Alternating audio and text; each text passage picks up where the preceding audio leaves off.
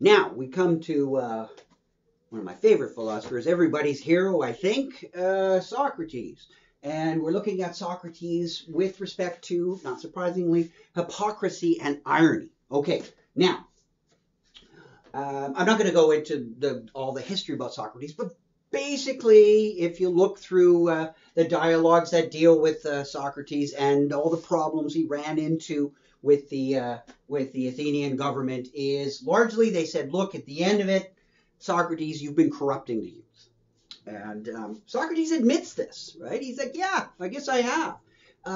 But of course, you know, as always, what exactly does it mean to corrupt the youth, right? Could you corrupt them in a good way? Is corruption in that sense, or corrupting in a good way, meaning that the way they are, quote unquote, normally is a bad way, and if I corrupt them, lead them away from the way they normally are, bad way, that corruption is kind of a good thing to do, right? So, imagine, you go back in time and you look at some, heinous society like the society erected by the Nazis, and you go in there and you corrupt the youth, the Hitler youth, by leading them away from the principles that they're learning in Nazi organizations. You are corrupting them, but that's a good thing, right? So Socrates is kind of playing that sort of game here, but nonetheless. All that to the side, the question is, it's not really clear, and we have to do some thinking, right? And not leap to any conclusions too quickly. But, what does it really mean to corrupt the youth? Okay, so let's just open that up and think about it a bit. Okay, first things first, there's no question that at the time there were lots of laws in Athens, and, you got out of line, you got in trouble. And some of those laws were piety laws, right? They were religious laws. Like Athens had a lot of freedom, as they were pretty open in what you could say and do, but in a lot of ways they weren't, right? And if you got out of line, the punishments could be quite severe. And in Socrates' case, it involves the issue of the piety laws, or I'm just going to abbreviate that as PL. And these were basic laws, how to observe the city's gods and its religion. So there were lots of practices, and paganism was full of practices, right? It wasn't really so much an internal type religion like some of the great monotheistic religions are today. It was one that was very concerned with practices and very public displays. I mean, that's why you can see why in the Old Testament and the New Testament, they were very worried about people doing things, pious things in public for the sake of being seen. That was a big part of paganism, and you can see that's why the ancient Jewish culture and early Christianity really was like, we don't want anything to do with that. Piety is not something that is part of a thing in public. You don't do it as a public display. But in the piety laws of Athens, yeah, that was important. You displayed things. You had a little god outside your house to show that you were very pious and whatnot. So you were supposed to observe those piety laws. And Socrates, he's being the ironist, right? So he's putting on a bit of a fake front, and he wants people to figure it out. Well, what's his fake front? Is essentially, before we get into that, I think what's really underneath is Socrates is saying, look, I'm the guy that's really faithful to the piety laws. I am adhering to those, and I'm not encouraging people to break those laws. I think those laws are good things. So he had a sense of fidelity to the city and to the laws that he grew up with. And it's like sometimes today when people say, oh, it's not my country right or wrong. It's that my country has a constitution and the people in power are abusing that constitution. So the fundamental ideas are good. I'm in support of those. I'm rebelling against the misapplication of power, not necessarily that the whole notion of power per se that enforces these principles, were it to do that, would be a bad thing. No, it's a misapplication. So Socrates is more or less kind of underneath it's this. And the corrupting of the youth, Socrates might say, is I'm encouraging them to break the authority's application of the piety laws. So you have laws, applications of laws. And again, we know that can be very different. It's one thing to have a law. It's another thing to try to apply it. And that's why things that work in theory can often look very different, or they can be instantiated in practice in different ways. And we could disagree on the instantiations of the theory and practice, that is the application, while we agree on the theory. So that's sort of what you want to get your head around with Socrates. Is he's like, I want to break or question the authority's application of that, not to break the laws, but to break the applications. You can think of it that way. So the irony is a sense that Socrates puts this. Oh, I'm really like sort of saying two things. Like one, I'm not really breaking, but yes, I am a rebel, and I should be rewarded. He says weird things if you don't think this through. That he should be rewarded by the city for his disobedience. But it kind of makes sense when you think that he's that's what he's doing underneath. He's challenging the authority in a sense, but that's kind of the fake sort of aspect, the fake front of I'm challenging authority, but I want the audience to decode what I'm doing. Really, I'm trying. And the ironic aspect is that you're supposed to decode this image that I'm giving, and you figure it out for yourself. He's really this. He's not really opposing everything in authority. He's opposing a certain application or a misuse of authority. So you figure it out for yourself. So that's Socrates' is irony. I haven't said anything about hypocrisy yet. That's one aspect, but Socrates, of course, is a multi-dimensional figure, and he did a lot of talking. There's no question. One of the other things, in addition to sort of his irony about his shall we say, like his political irony, we could call it that, is his epistemological irony, which comes down to us known as Socratic ignorance, right? So the other side of it is Socratic ignorance, and that's when Socrates is always running around and saying things like, I don't know anything, I know nothing, everybody else is smart, so I'm going to go talk to them. And again, that's an ironic, shall we say, posturing, is he goes up to lots of people, and he's probably quite convinced they don't know anything, and he's probably quite convinced that he knows something. That doesn't mean he thinks he knows everything, but he certainly doesn't think this. That's not true. So he pretends, right? He comes as the great ironist. I don't know anything. You are so wise. Please educate me. As we've seen, right, the ironist tends to project themselves as lesser, right? So, he's a fantastically intelligent guy, and he walks in to someone else and he says, please educate me. And it's not going to go well for the supposed educator. And it's going to be revealed that the real educator is Socrates. So he's pretending with this fake front, and he wants us to see through that.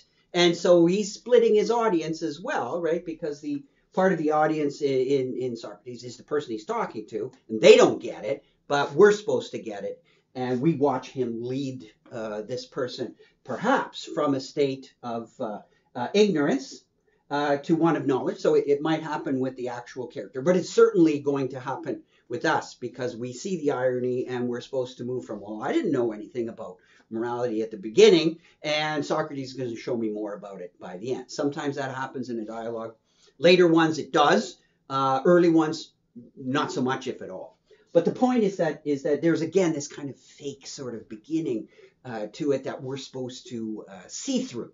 And it's used to bring the audience or the interlocutor, moving them from a state of ignorance to kind of some state of knowledge. Now you can ask yourself, wait a second, okay, there's irony, but is there a sense of, is there some kind of deceiving here? Is there some kind of hypocrisy that's going on? And some of the other characters that Plato has in his dialogues, they do accuse Socrates of this. Plato doesn't always glorify Socrates, and he doesn't let the Socrates off the hook all the time. Socrates sometimes comes out as the character where everyone else is on bended knee. Yes, Socrates. No, Socrates. That's right, Socrates. There's a little bit of that. You can kind of mock the dialogues for that, but there are places in dialogues, even in the Republic, where Socrates is challenged. And certainly in the later dialogues, the ones like in the Parmenides and stuff, Socrates doesn't really fare all that well. And then he disappears. He's not even in the laws at all.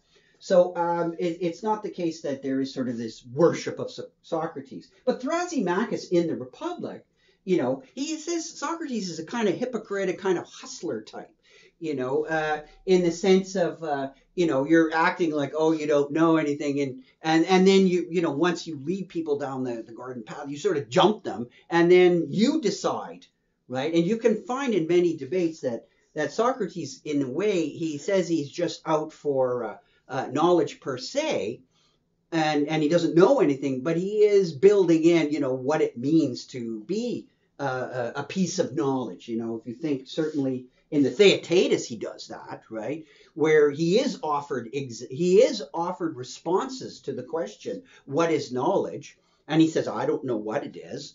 And when he's offered responses to that, he said, nah, it's not knowledge. And he's like, well, if you don't know what knowledge is, how are you so sure that the answer you were given isn't knowledge, unless you have some preconceived notions you're not telling us about, some standards you're not telling us about what knowledge is, such that you say, nah, what you offered me is not knowledge. And yet at the same time, you're claiming you don't know anything. So isn't Socrates kind of lying and deceiving?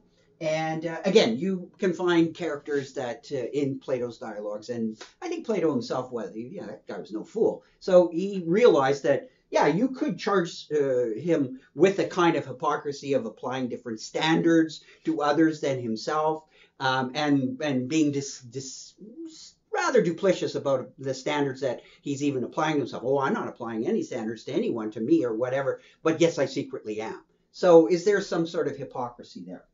And that's very interesting, right? Is sort of at the base of Western thinking and philosophy. Is there some sort of hypocrisy? Is Socrates a kind of hypocritical thinker? Is he a kind of hustler, as Thrasymachus says? Well, the friends of Socrates are not going to take that sitting down. You can make the argument that, look, come on.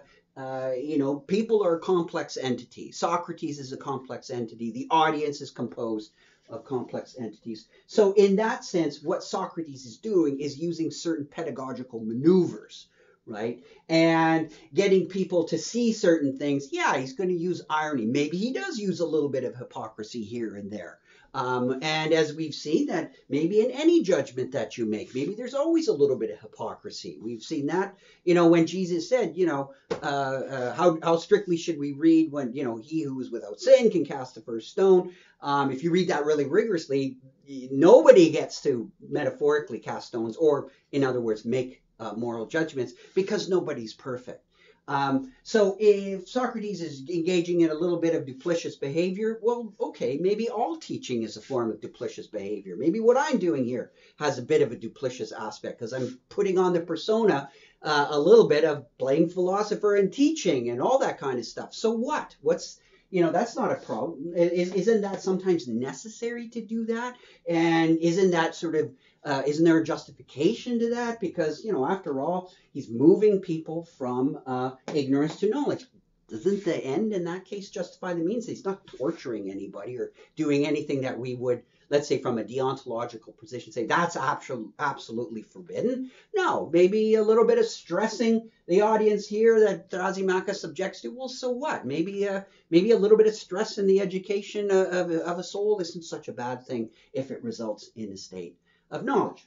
Okay, so I clearly haven't solved the issue of Socrates and hypocrisy and irony, just pointing out that there is a tradition of it in the Platonic dialogues. It's a complicated and interesting story, and always with the idea that hypocrisy and irony, these are kinds of practices, so it's not easy to separate them out and distinguish them. You can check out a previous video if I looked at various attempts to do that. So I'm just going to conclude with a couple of reflections on Socrates, and you can see it in the book. Socrates, people talk about going back to Socrates and all that. Well, we can't, right? That we have to, you can only, as the old cliches go, you have to live in the times you're given and do the best you can with them.